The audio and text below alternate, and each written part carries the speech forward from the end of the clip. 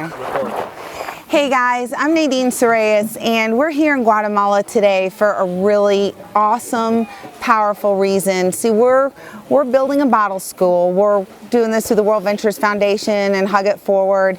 And our company's done this for years, but honestly, it was really on my heart last year when a dear friend of our family, and my son will tell you more about that, his name was Tanner. He passed away almost a year ago, and it really affected me that there's got to be something we can do, something more we can do to produce dopamine in people's brains to naturally, instead of having to use substances. So we started this whole, we teamed up with the Power of Peace Project and Hope is a New Dope, and we decided to come and do a bottle school here in Guatemala called Hope is a New Dope Bottle School. And our goal is to take loved ones that struggle with addiction, loved ones who've lost family members to addiction, and to give them the opportunity to know how important and how valuable they are, and so they can give back and help the children in Guatemala. And the feeling that you get from helping back and serving others produces a lot of dopamine in your brain, and it's natural, God-given dopamine. So we decided to try it, and so we're here, and this is what happened. We've raised the funds to get here, and we're here, and we're really changing lives. So I first want to start and introduce you to my son, Nick. And Nick is here, and he's going to tell his story of how he got here. So if you want to share something like, you know, when an addiction started or substance abuse and how you've gone through that journey. Yeah, well, I'm Nick. I'm a heroin addict. I use a needle, love needles. And it was bad for 4 or 5 years. I really hurt a lot of people, more importantly myself. But now I get a chance to help other people, which is helping myself. So it's funny, I'm kind of doing the opposite thing, but I love it way more. That's a powerful statement. I got to be where I'm at right now. That's a powerful statement to say that you love this a lot more, you know? What kind of experiences have you had that you can share? Like, have you lost some friends, or can you kind of share a little bit about that? Yeah, one of my best friends, Tanner Lamatia, had died. Taylor Smith. Yeah. That's all it is. Just death, destruction, and hurt. So what kind of feelings have you experienced being here doing this project? Doing this project? Nothing negative, all positive. I just gotta process some of them. I'm not used to this. I love it. I love it. I love seeing smile on people's faces because they're looking at you like, you know, you just helped them out, and just having fun. And it's different being in a country where you don't speak Spanish, and a lot of them don't speak English, so it's just like, I don't know, more peaceful. Awesome. So what can you tell anyone who may be watching this that may be struggling with addiction right now? What's something that you could share with them that could help them? Something I could share with them is help them just realize you can't fully want to quit, because you're always going to love the feeling. But if you have just a little bit of willpower, that's all it takes. Just a little bit of willpower and people. A group. Good people. Good people. Good groups. Doing something good. If you do something positive, only something positive can come out of it. And you're doing something that's not lifting you up or moving you forward in life, then you can't possibly move forward. It's just going to go back. Don't be scared to change. That's awesome. So do you feel like this is kind of helping you in your recovery, doing this trip? Oh yeah, this is helping me in my recovery, yes. Awesome. It's helping me in my recovery. I never thought I'd see the day where I'm not craving to put needles in my arms and not enjoy anything. So for the most... enjoying things. I mean, that sounds crazy. Like, you know, you think, you know, you can't enjoy anything when you're on it, and it doesn't make sense to people who don't use, but you can't enjoy anything. I'm enjoying shoveling. I'm enjoying shoveling with people. Concrete, building stuff. So you've really... So it's for... really eye-opening. Oh, sorry. You can't see it until you're there. So you would say for the most part that a lot of the cravings for the addiction is maybe, I wouldn't say disappear, but maybe replaced with more joyful stuff that you're doing? Yeah. Is that what you'd say? Yeah, I'm happy. Cool. Yeah, and bad times are good. As long as you're doing the right thing, you're getting there. So I want to share about a little over a week ago, about a week and a half ago, Nick and I were sitting at home in the living room, and a good friend of mine, Michelle Neese, posted something on Facebook that, you know, she lost her son, Keely, and she posted on she don't want to bury a second child, and she said that her stepson was in a ditch on the side of the road, and she just needed prayers for him. She didn't know what to do. He was in detox and he was ready to be released tomorrow. And I popped my head up from the couch and I'm like, Nick, isn't that the Blake that we know? You know Blake Neese? And he was like, yeah, right? Remember that on the couch? They're like, oh my God, that's Blake Neese. And so I texted Michelle and said, is this the same Blake Neese you're talking about? And she said, yeah. And I said, awesome. Nick and I are going to pick him up tomorrow. And I didn't know what we were doing. I was just kind of going with the flow. But we picked him up from detox, the young man who was in the ditch a week and a half ago. And here he is. So Blake, first of all, I love you, man. We are so honored and blessed that you're here to hang with us. And can you kind of share your story and how you got here? And I love y'all too, by the way. Just saying. You know, I started going down that path when I was like 15. I was hanging out with the wrong crowds. I was doing the street life.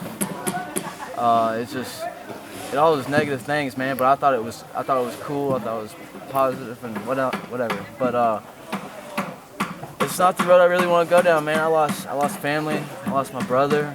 I lost family in different ways. I have people who won't talk to me. It's just, it's not a good situation. I've died a couple times. Did you say you've died a couple times? Yeah, I know I have. I've overdosed. I can't even count. I've been in ICU. I've been multiple detoxes. And I thought it was cool.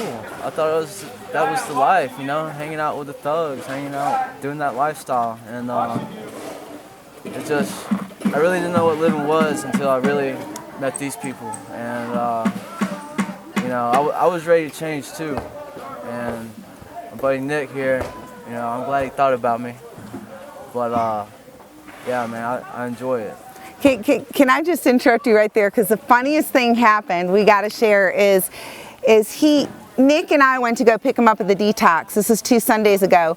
And we're sitting in the detox in the waiting room. And Blake comes out. He has no clue we were coming to get him. And Blake comes out and looks at Nick. And what'd you say when you saw Nick? I was like, hey man, what's up? I thought he was going into detox. And I was looking for my mom, but they were there to get me, and I thought they were messing with me, but I'm glad to see that, you know, have somebody actually really care. So how'd you feel when, like, you got in the car? You hadn't seen Nick in over a year. You only met me once. How'd you feel when you got in our car? Like, what thoughts were going through your mind? Well, I really didn't know what to think. I didn't know what was happening. I didn't know what was going to happen. And then Nick kind of talked to me. We walked in the store. He's like, "Hey, man, look, you can come with us. We can try to help you, and or I can drop you off wherever, and you can just continue doing what you do." And I had to make a choice right there, and that's how I know it was different this time, because usually I'd be like, "Drop me off at Dope Man," but no, it was different. I was ready to do the damn thing. I'm glad I did. That's awesome. How did the whole, you guys are awesome, man. No more ditches, I love that. How did this whole experience that you went through affect your family?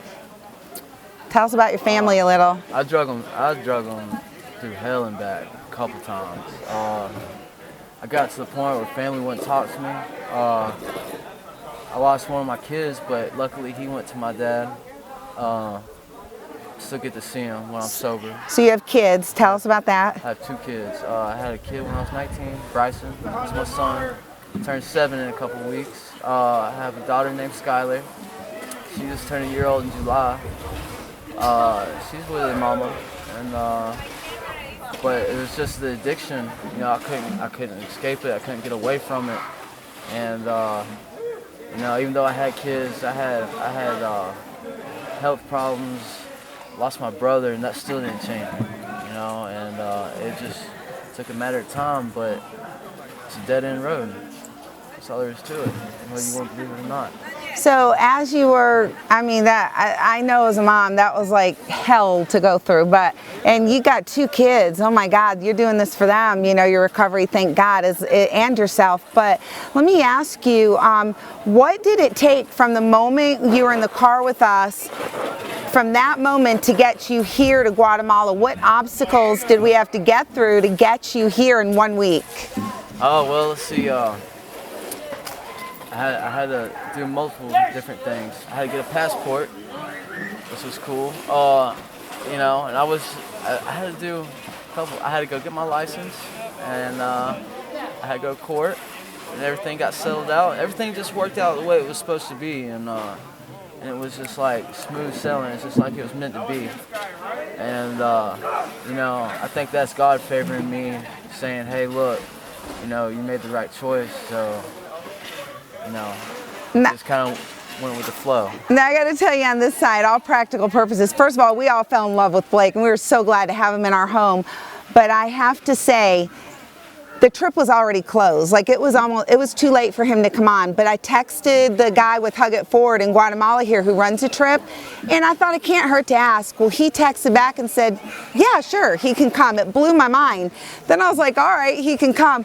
But then I didn't realize he had to get his driver's license, then we had to get his passport in just a couple days, then he had to get through court and be released from court. I mean, all these things that I was like, it's going to take a miracle to get through all these things, and dude, I mean, they just happened. I ended up going to court, the DMV, and get a passport all on the same day. Unbelievable. Same day. So how do you feel now that you're here doing this project? Oh, with your buddy? I can't really believe it. I can't believe it. This place is beautiful, you know, and it feels good. You know, I don't crave dope no more. And it's nice to be around positive people. You know, these people ain't got much, and you know, we take a lot of things for granted, and it's happy to see, because all they do is smile, and it can't help but make you smile. You know, and it's life changing. It really is. You know, we haven't been here too long, but I mean, I can already tell you. So, you know, change is scary. Not a lot of people want to do it, and I'm one of them. But, you know, you ain't gonna live life unless you take risks. So what do you see forward from here in the future as far as your recovery goes, and what's in store for you? Well, definitely, you know, stay around the right people. You know, because you will go down quick if you don't. And if you don't take it seriously. But I got a job when I get back, you know, get my car going, and just start moving on my life, man. See my kids, you know, have the family. That's awesome. That's what I'm looking forward to the most, man, is family. Well, awesome. What would you tell someone out there who is struggling, right? Piece of advice you could probably tell your fellow brother out there or sister who's struggling. Struggle's real, and I know that for a fact.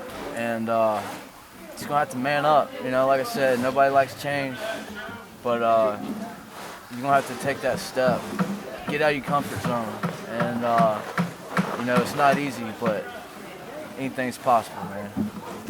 So awesome. At least try. Awesome. Well, these 2 guys are absolutely amazing. I am going to be honest with you. I mean, we're not going to make this look like a piece of cake thing, and they both, and I hope it's okay that I say this, but they both are on naltrexone, and what's good about that is it takes away the craving and it blocks the opiate, so it kind of stops the bleeding while they can work on the recovery. So I thank God for that. It keeps them from overdosing, keeps them alive, and takes away the craving. So I mean, that helps. It's not the cure to addiction. And it's not like Suboxone. Yeah, oh no, it's no I mean, the side effects are like almost nothing, and it's not addictive. But it's really helped bring the cravings down. And has it eliminated the cravings? Almost? I mean, for the most part. If you might have a brief thought about it, but you know, you're just like, you know, you still gotta say no.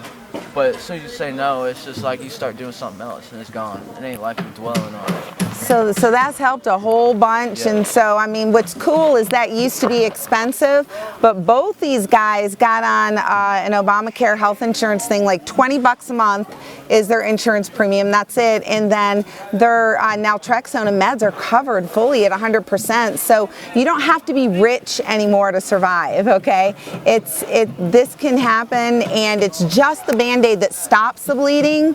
And then we do stuff like this to really work on the inside. So I'm so blessed and honored to be with two absolute warriors and champions here. Total awesome powerhouses. And that's all I got to say. I'm so blessed and honored. You're going to hear from Kit Cummings in a little bit, the founder of Power of Peace Project and Hope is a New Dope. And he's going to talk to you about his addiction that he went through. But guys, I just got to say, if you're struggling out there, hope is a new dope. There's all different ways that you could produce dopamine. You don't have to have drugs. I took this guy skydiving. We jumped out of a plane at 14,000 feet to make this happen, you know, to make him have some dopamine rush with skydiving. And, you know, we're doing this experience now. So there's hope. And I'm just going to turn it over at this point to Kit Cummings, the founder of Power of Peace Project and Hope is a New Dope. And I just want to say thank you to World Ventures Foundation and Hug It Forward to facilitate, to make all this happen. We're really making a difference. Thank you guys so much. Thank you. Hey everybody, Kit Cummings, Power of Peace Project. We're in Guatemala, and what you see behind us is called a bottle school build. And we've got a wonderful group down here for a week to help build a school for kids in this beautiful area out in the remote part of Guatemala near San Martin. And this is my daughter, Laina. Hey! But a number of us on the trip are here to dedicate this school to people that we love, that we've either lost or are struggling to overcome addiction and substance abuse. And that's what we have come here to do. And today we had a very special ceremony after we laid the foundation and poured the cement, or actually right before. We put little notes and trinkets and mementos in honor of people we've lost. I dedicated my portion of this bottle school build to my father, Johnny Howard Cummings, who I lost in 1988 to this disease of addiction. And in my family line, it gets passed from one generation to another, and it certainly did not miss me. And so for many years of my life, I struggled with alcohol addiction. And I'd have battles, and then I'd have ups and downs and victories, but then it finally caught up with me bad. And it really tore my family apart. And when my daughter and my son were young, 8 and 5 and then 9 and 6, they went through a divorce, and they had to go through that. And I was out there all alone and really, really in a bad place, and it could have gone really, really bad for me. But almost 11 years ago, I had my last drink, and through the grace of God, I have not been thirsty since. And I'm so proud to have my daughter on this trip with me to dedicate this school with me to her grandfather. She never got to meet her granddad. And but she also doesn't remember her father drinking, because I stopped when she was young enough to where she doesn't remember those days. And so, this is my daughter, Laina. Hey. Tell everybody why you came. I mean, I wouldn't really be sitting here if it wasn't for him breaking that cycle of alcoholism and just everything that was ruining his father's life. But he didn't follow in his footsteps. Well, after I could remember. So now he's here and I'm here and he's doing great things, and it's amazing that he overcame that. So yeah. And you can't do it alone. It takes a family, it takes a village, and it takes best friends. And a man all alone ain't got no chance. And so I've had people in my life, and now I've got people in my life that rely on me. And we've got a couple of young guys on this trip that are trying to overcome this thing, and it's through serving other people. It actually produces dopamine in the brain when you hope for things, and also when you do things for others that are valiant, noble, and honorable. Your brain responds by blasting serotonin and dopamine, these magical chemicals that our Creator gave us. And so the name of this tour that we're on is called Hope is the New Dope. And this is called the Hope is the New Dope bottle school build. And so the bottle, it's very ironic that the bottle destroyed a lot of my life, but now we're using bottles to build this school so that children can learn and become educated, but also that people that are trying to break the cycle of addiction can find hope in new places and actually can find dope that you don't need to buy on the street, that it's right in here and it's right in here. And I've never been as high as I am right now in doing the things that we're doing and being able to do it with my daughter. Tell anybody that's young right now that might be wrestling with these things, anything that you've learned that might help them. You've got friends, I think, that probably are struggling. You know, speak to that. I think you kind of just have to realize how big the world is, and once you figure out what you actually have to offer to it, your life will change. Like, obviously it's not easy to find out what your purpose is, but if you're helping someone, even if it's just saying hi to someone who's looks sad, it'll go from there, and it'll keep building and building and building until you're helping people on a large scale, which is what we're doing. I mean, I didn't just get here all of a sudden without, contributing my whole life, like, to peace and to love, but there's just so much more, and you just have to go find it, and you have to be excited about looking for that. And once you find it, it's amazing, and it's better than any high you can ever feel, and it's free. So it's just awesome. It is. Hope is the new dope. Hope is the new dope. You can't do too much. Getting hooked is a good thing, and the high never ends. It's free. And it's free. You come and get some. We'll give you some. I mean, we're high on hope right now. Even if you don't want it. We'll still give you some. I mean, what you do with it, you can give it away, actually. You can sell it. I don't know, give it away. It's probably a little better. But I'm also excited that Laina's brother, Cole, our other son, is right now at this moment, he's in Hong Kong. And he's shooting videos on the Hope is the New Dope tour for the Power Peace Project. And so he's in Hong Kong. Me and my daughter are here in Guatemala. This guy just made the video, didn't even know he was gonna get rock and roll credits. and our crazy TC is what we call her. My wonderful little wife is home holding down the fort. We miss you, wish you were here, but hope really is the new dope. Get some, get hope in your life. It'll set you free. And we are the power of peace. And so we say, peace out. I don't know what that was. I'm sorry about that. Go ahead, just cut.